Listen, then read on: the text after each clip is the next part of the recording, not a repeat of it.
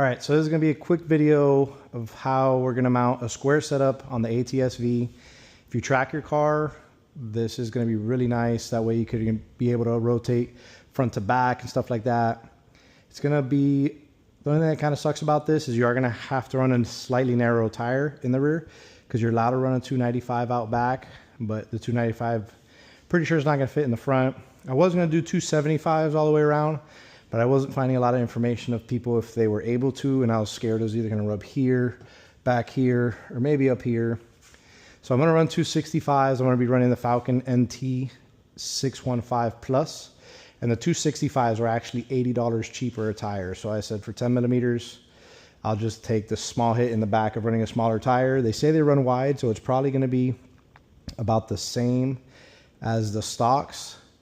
And you can see this one is already done. So this right here is a 18.9.5 plus 38. And then that offset, if you know anything about these cars, is not gonna work for the front. So I have a 15 millimeter spacer. They are bolt-on spacers, but I took the studs out and I extended the studs so you can see the extended studs there. And then I bought these longer lug nuts, and it has way more thread engagement than it had from factory. So you can see there, 15 millimeter spacer, the rim, lug nuts. I'll show you how we did it on the other side. I'll show you the difference here. So here we got the stock lug nut, and there is the extended lug nut. And I believe these are off an F250 or 350, but they work really good. And you can see you get about an inch more of thread. And then these are the spacers. They come with the screws, but you're not going to be able to use the screws. And if you track your car, you don't want the screws. The screws would hit the back of the wheels coming out of the car. So I just got a big socket here. Take the nut off. And you can see all the rest of the ones I banged out already. And bang it out. Take the rest of them out. And then I'll take you to the other side and I'll show you how to change the studs. All right, so real quick, these are the studs you're gonna need. They're Dorman 610530. On Amazon, this whole box was, I think, $25, way cheaper than ARPs.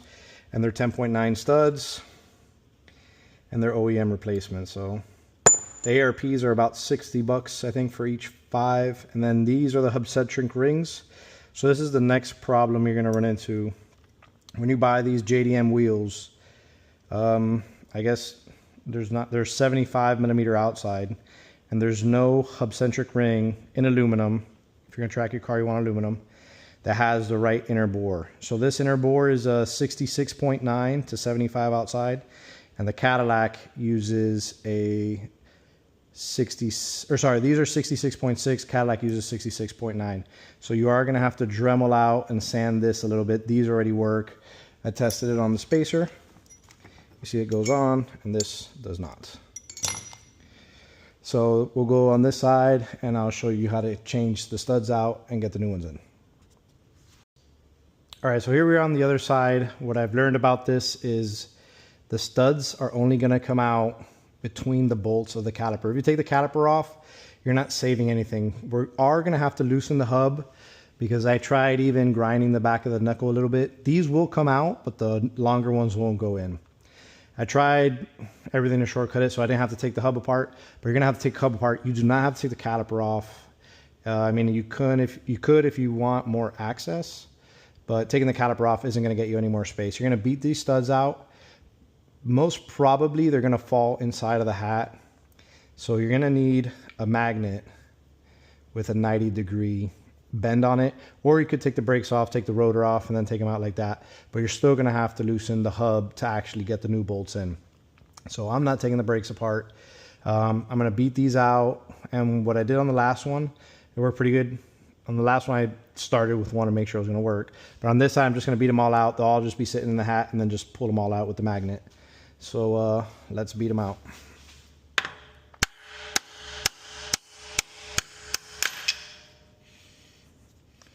And then again, just put it pretty much with the center piston, and you should be good. Also, when you start feeling them go soft, don't keep going at it hard, because you don't want to damage the aluminum on the rotor. So you just want to, when you start feeling it move, you want to start tapping softer. All right, so now we're on the back side. I got one of these little flashlights because it does help see a little bit better in here, and just start fishing them out of here. And then you just take them out from this little gap here.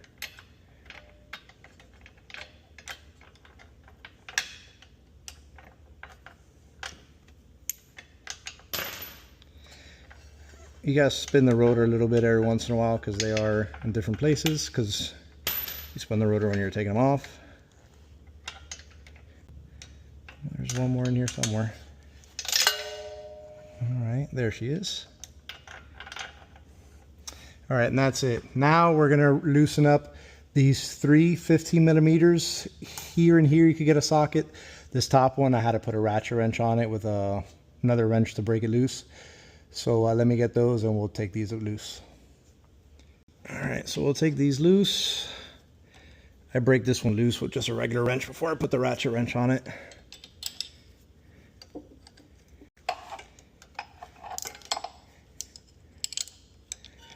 I do leave this top one in. I don't take this one out all the way.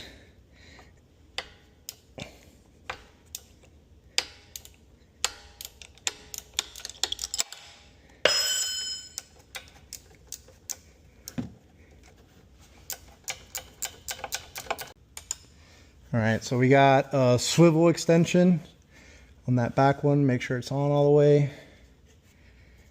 And then try to support it and loosen it up.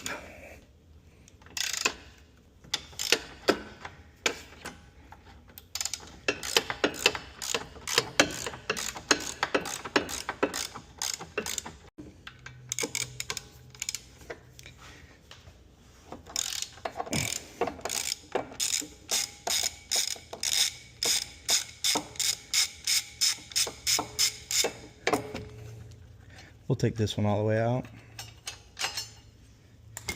We'll grab a stud. And now we just got just a little bit of play that we need on this hub to get these bolts in. All right, I'll show you another one. You can see the light where the hole is, and then you can kind of put your finger on the back side to feel it. When you feel it, just kind of wiggle this around, and then they'll go right in. All right, so here we're on the outside. Do not tighten the inside bolts yet. Apparently, these are touching the back side of the knuckle. So I had to loosen it back up because the rotor wasn't spinning. We got all the bolts in. I'm gonna put just a little bit of anti-seize on all of these. You are gonna need one of these lug installers. It's got like a bearing, so when you put pressure on the back, it still spins. And of course, like every time you use anti-seize, you just put a tiny bit and you still get it all over yourself. So be cautious of that. Maybe do 2 at a time, because even with the bearing, it still adds a ton of heat. And sometimes you're gonna have to bring the stud back here to grab it with the channel lock.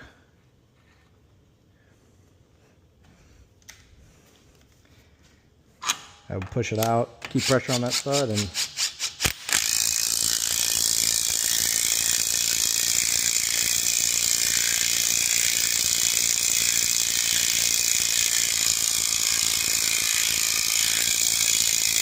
it's pretty obvious when you're done because socket stops spinning. So. All right, so here we are. We got all 5 installed. The hub is back tight, and here you could get a rough idea. That's putting the old stud on the face of the rotor, and they're about the same size. And you could see that the old stud has about a 1/4 inch that doesn't have thread.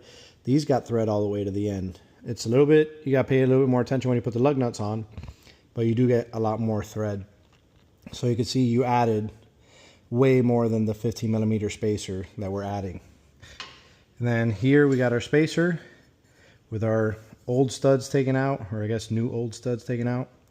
And then what I do, I put the studs in the holes that the studs were in, and it goes right over. And then here's our Hubcentric ring that we've already dremelled out, and you can see it fits nice and tight, has no play, and it fits nice and tight on the rim. Once you put the rim on that, you're good to go. You're not going to have any risk of having the hub come loose or anything like that, or the wheel spacers if you were to have bolt-ons. So we're gonna get the tires mounted tomorrow. For some reason, FedEx, again, only sent 3 out of 4. They did the same thing with the Samurai. I'm not sure why. It's like to make me happy, but it also pissed me off at the same time.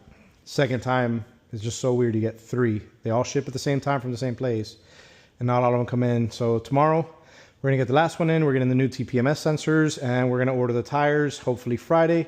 We'll get them on. We'll put that video at the end of this video so you can see how they look. For those wondering the difference of the weight from the stocks to the Gramlights, I did measure them on the scale. The difference was about 5 pounds each. And I did weigh the rear ones. They're 9.5 as well. I didn't weigh the front ones. I wanted to compare apples to apples. So you save roughly 5 pounds each one. I believe the Gramlights with the tire is 47. And the stocks were 52 for the rears. And also the 265s were the same width as the 275s and whatever Mickey Mouse brand these tires are. And I don't know if you guys have watched the tire rack video about narrow wheels on, or narrow tires on wider wheels actually have better performance than a wider tire on the same rim. So that was a pretty interesting little video there if you want to check that out. So I think these should perform pretty well. All right, so here we can see we got them all on. You can see the fitment, the back is very flush, looks really good. Before, the 4-stars I had with the 295s was poking a hair, but I mean that is definitely tucking a lot better. I like the concave. The 4-stars in the back were a little more concave, and the fronts were flat. These look nice, that they match, and like I said, super nice, so you can be able to rotate them, put them in the front, especially if you track the car. See how good the fronts came out. Super flush also. Now the fronts and the backs are pretty much even as far as where they are in relation to the fender. Before, the fronts were more tucked in than the back and it just looked weird. But I think they look really good. Got some issues with Mavis tire. They ended up scratching the inside of the barrels on all of them, and that back one I'll show you now has a scratch. And I gotta see what they're gonna do about it. If anybody's had issues with a big retailer mounting their rims and scratching them, let me know if they resolved anything. But you can see they scratched it from the balancer and scratched there and scratched all the way across there. And they're asking if I want to touch it up or take a $130 discount. So that's not going to happen. And as far as the first impressions of the NT615 Pluses, they definitely hook better than the Pilot Sports. But it is still spinning a little bit in second and third. Traction control still turning on.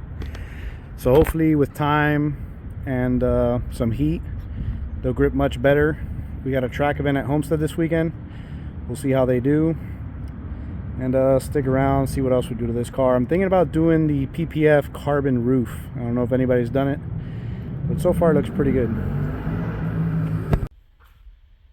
One last thing, this same process should work for any CTSVs or Camaro 1LEs.